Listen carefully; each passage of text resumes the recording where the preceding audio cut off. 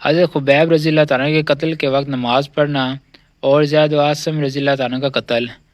احد کی لڑائی میں جو کافر مارے گئے تھے ان کے عزیزوں میں انتقام کا جو زور پر تھا۔ سلافہ نے جس کے 2 بیٹے اس لڑائی میں مارے گئے تھے منت مانی تھی کہ اگر عاصم کا جنہوں نے اس کے بیٹے کو قتل کیا تھا سر ہاتھ آ جائے تو اس کی کھوپڑی میں شراب پیوں گا۔ اس لیے اس نے اعلان کیا تھا کہ جو عاصم کا سر لائے گا اس کو 100 اونٹ انعام دوں گا۔ سفیان بن خالد کو اس لالچ نے آمادہ کیا کہ وہ ان کا سر لانے کی کوشش کرے، چنانچہ اس نے عزل و وقار کے چند آدمیوں کو مدینہ منورہ بھیجا۔ ان لوگوں نے اپنے آپ کو مسلمان ظاہر کیا اور حضور اقدس صلی اللہ علیہ وسلم سے تعلیم و تبلیغ کے لیے اپنے ساتھ چند حضرات کو بھیجنے کی درخواست کی، اور حضرت عاصم رضی اللہ تعالیٰ کے بھی ساتھ بھیجنے کی درخواست کی کہ ان کا واز پسندیدہ بتلایا۔ چنانچہ حضور صلی اللہ علیہ وسلم نے 10 آدمیوں کو اور بعض روایات میں 6 آدمیوں کو ان کے ساتھ کر دیا، جن میں حضرت عاصم رضی اللہ تعالیٰ نے بھی تھے۔ راستے میں جا کر ان لے جانے والوں نے بدعہدی کی اور دشمنوں کو مقابلے کے لیے بلایا جو 200 آدمی تھے، اور ان میں سے 100 آدمی بہت مشہور تیر انداز تھے۔ اور بعض روایات میں ہے کہ حضور صلی اللہ علیہ وسلم نے ان حضرات کو مکہ والوں کی خبر لانے کے لیے بھیجا تھا۔ راستے میں بنو لحان کے 200 آدمیوں سے مقابلہ ہوا۔ یہ مختصر جماعت 10 آدمیوں کی یا 6 آدمیوں کی یہ حالت دے کر ایک پہاڑی پر جس کا نام فت تھا چڑھ گئی۔ کفار نے کہا کہ ہم تمہارے خون سے اپنی زمین رنگنا نہیں چاہتے، صرف اہل مکہ سے تمہارے بدلے میں کچھ مال لینا چاہتے ہیں، تم ہمارے ساتھ آ جاؤ، ہم تم کو قتل نہ کریں گے۔ مگر انہوں نے کہا ہم کافر کے عہد میں آنا نہیں چاہتے، اور ترکش سے تیر نکال کر مقابلہ کیا۔ جب تیر ختم ہوئے تو نیزوں سے مقابلہ کیا۔ حضرت عاصم رضی اللہ تعالیٰ نے ساتھیوں سے جوش میں کہا کہ تم سے دھوکہ کیا گیا، مگر گھبرانے کی بات نہیں، شہادت کو غنیمت سمجھو، تمہارے محبوب تمہارے ساتھ ہے اور جنت کی حوریں تمہارے منتظر ہیں۔ یہ کہہ کر جوش سے مقابلہ کیا، اور جب نیزہ بھی ٹوٹ گیا تو تلوار سے مقابلہ کیا۔ مقابلے کا مجمع کثیر تھا، آخر شہید ہو گئے اور دعا کی کہ یا اللہ اپنے رسول اللہ صلی اللہ علیہ وسلم کو ہمارے قصہ کی خبر کر دے۔ چنانچہ یہ دعا قبول ہوئی اور اسی وقت اس واقعے کا علم حضور صلی اللہ علیہ وسلم کو ہو گیا۔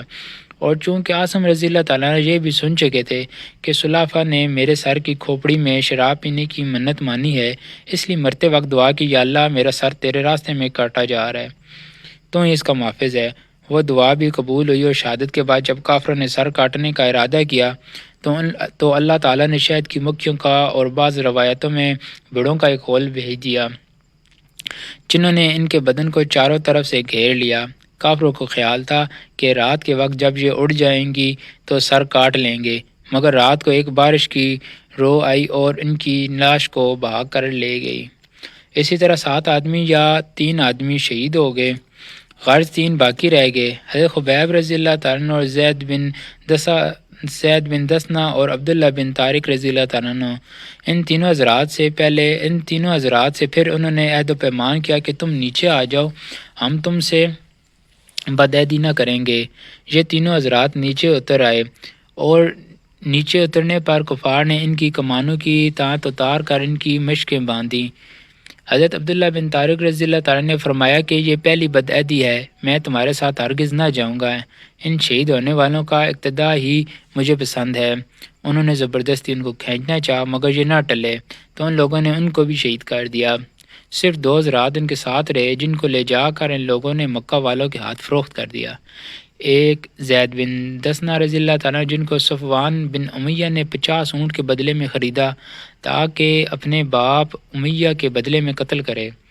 دوسرے حضرت خبیب رضی اللہ تعالیٰ کو جن کو جعیر ابن ابی احاب نے 100 اونٹوں کے بدلے میں خریدا تاکہ اپنے باپ کے بدلہ میں ان کو قتل کرے۔ بخاری شریف کی روایت ہے کہ حارث بن عامر کی اولاد نے خریدا کہ انہوں نے بدر میں حارث کو قتل کیا تھا۔ صفوان نے تو اپنے قیدی حضرت زید رضی اللہ تعالیٰ کو فوراً ہی حرم سے باہر اپنے غلام کے ہاتھ بھیج دیے کہ قتل کر دیے جائیں۔ ان کا تماشا دیکھنے کے واسطے اور بھی بہت سے لوگ جمع ہوئے جن میں ابو سفیان بھی تھا۔ اس نے حضرت زید رضی اللہ تعالیٰ سے شہادت کے وقت پوچھا کہ اے زید تجھ کو خدا کی قسم سچ کہنا ہے، کیا تجھ کو یہ پسند ہے کہ محمد صلی اللہ علیہ وسلم کی گردن تیرے بدلے میں مار دی جائے اور تجھ کو چھوڑ دیا جائے کہ اپنے اہل و عیال میں خوش و خرم رہے؟ حضرت زید رضی اللہ تعالیٰ نے فرمایا کہ خدا کی قسم مجھے یہ بھی گوارا نہیں کہ حضور اقدس صلی اللہ علیہ وسلم جہاں ہیں وہیں ان کے ایک کانٹا بھی چبھے اور ہم اپنے گھر آرام سے رہیں۔ یہ جواب سن کر قریش حیران رہ گئے۔ ابو سفیان نے کہا کہ محمد صلی اللہ علیہ وسلم کے ساتھیوں کو جتنی ان سے محبت تھی اس کی نظیر کہیں نہیں دیکھی۔ اس کے بعد حضرت زید رضی اللہ تعالیٰ شہید کر دیے گئے۔ حضرت خبیب رضی اللہ تعالیٰ نے ایک عرصہ تک قید رہے۔ حجیر کی باندی جو بعد میں مسلمان ہوگی کہتی ہیں کہ جب خبیب ہم لوگوں کی قید میں تھے تو ہم نے دیکھا کہ خبیب ایک دن انگور کا بہت بڑا خوشہ آدمی کے سر کے برابر ہاتھ میں لیے ہوئے انگور کھا رہے ہیں، اور مکہ میں اس وقت انگوروں کا بالکل نہیں تھا۔ وہی کہتی ہیں کہ جب ان کے قتل کا وقت قریب آیا تو انہوں نے صفائی کے لیے اس طرح مانگا، وہ دے دیا گیا۔ اتفاق سے ایک کم سن بچہ اس وقت خبیب کے پاس چلا گیا۔ ان لوگوں نے دیکھا کہ اس طرح ان کے ہاتھ میں ہے اور بچہ ان کے پاس، یہ دیکھ کر گھبرائے۔ خبیب رضی اللہ عنہ نے فرمایا، کیا تم یہ سمجھتے ہو کہ میں بچہ کو قتل کر دوں گا؟ ایسا نہیں کر سکتا۔ اس کے بعد ان کو حرم سے باہر لایا گیا اور سولی پر لٹکانے کے وقت آخری خواہش کے طور پر پوچھا گیا کہ کوئی تمنا ہو تو بتاؤ۔ انہوں نے فرمایا کہ مجھے اتنی مہلت دی جائے کہ 2 رکعت نماز پڑھ لوں کہ دنیا سے جانے کا وقت ہے اور اللہ جل شانہ کی ملاقات قریب ہے۔ چنانچہ مہلت دی گئی۔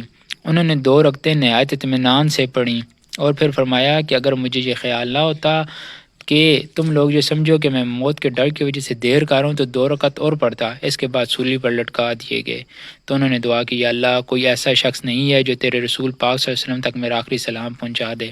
چنانچہ حضور صلی اللہ علیہ وسلم کو بذریعہ وحی اسی وقت سلام پہنچایا گیا۔ حضور صلی اللہ علیہ وسلم نے وعلیکم السلام یا خبیب اور ساتھیوں کو اطلاع فرمائی کہ خبیب کو قریش نے قتل کر دیا۔ حضرت خبیب رضی اللہ تعالیٰ کو جب سولی چڑھایا گیا تو 40 کافروں نے نیزے لے کر چاروں طرف سے ان پر حملہ کیا اور بدن کو چھلنی کر دیا۔ اس وقت کسی نے قسم دے کر یہ بھی پوچھا کہ تم یہ پسند کرتے ہو کہ تمہاری جگہ محمد صلی اللہ علیہ وسلم کو قتل کر دیا جائے اور تم کو چھوڑ دیں؟ انہوں نے فرمایا، واللہ العظیم مجھے یہ بھی پسند نہیں کہ میری جان کی فدیہ میں ایک کانٹا بھی حضور صلی اللہ علیہ وسلم کو چبھے۔ فائدہ: ویسے تو ان قسم کا ہر لفظ عبرت ہے، لیکن اس قصہ میں 2 چیزیں خاص طور سے قابل قدر اور قابل عبرت ہیں۔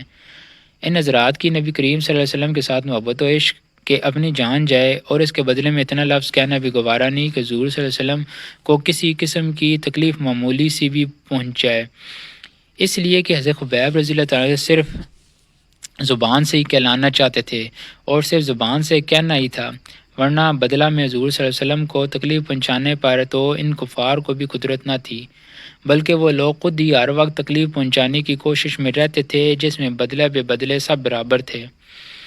دوسری چیز نماز کی عظمت اور اس کا شغف کہ ایسی آخری وقت میں عام طور سے بیوی بچوں کو آدمی یاد کرتا ہے، صورت دیکھنا چاہتا ہے، پیام و سلام کرتا ہے، مگر ان حضرات کو پیام و سلام دینا تو حضور صلی اللہ علیہ وسلم کو آخری اور پیام و سلام دینا ہے مگر ان حضرات کو پیام و سلام دینا ہے تو حضور صلی اللہ علیہ وسلم کو، اور آخری تمنا ہے تو 2 رکعت نماز کی۔